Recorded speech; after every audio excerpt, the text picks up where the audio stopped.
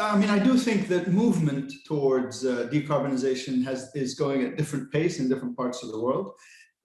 So in the UK, I think the UK is one of the leading countries in terms of reducing the carbon footprint across the sectors, including the oil and gas sector.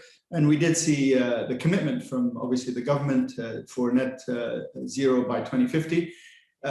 We do see a different pace in Malaysia, but nonetheless, with the new CEO of Petronas, there is focus on decarbonization. So I think that's quite important. I think what we have to look at, Steve, is decarbonization and carbon emission is a global issue.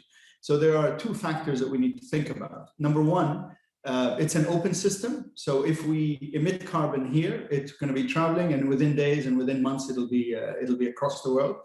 And so really, we have to come up with a global solution, similar to what's done with the sulfur, the IMO solution for low sulfur fuel oil.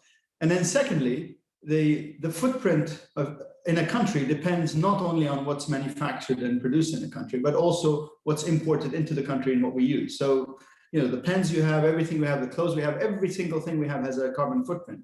And so we need to look at really a total approach to this, not looking at it from a country-specific perspective. So if the UK stops manufacturing, that doesn't mean that the UK will stop its carbon footprint. Amjad, can I ask you, what do you think then of future CapEx at this point, given the questions that Steve has raised? Because increasingly, I think the pressure is on financial institutions to restrict lending into businesses like yours and integrated oil companies. How is that affecting the way you think about how you allocate capital going forward? So I think the industry has moved from long cycle investment to short cycle investment. And I think the financial institutions are still comfortable lending into the industry on short cycle views, not long cycle views. And long cycle, I'm talking 10, 20 plus years.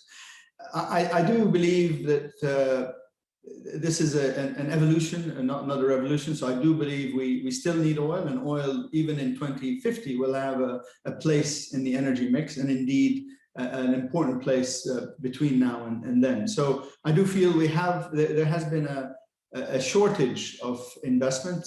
We have reduced our capex actually to about 40-50 million this year, 2021. From upwards of $1 billion in the early parts of this last decade. So there has been a significant reduction in capital.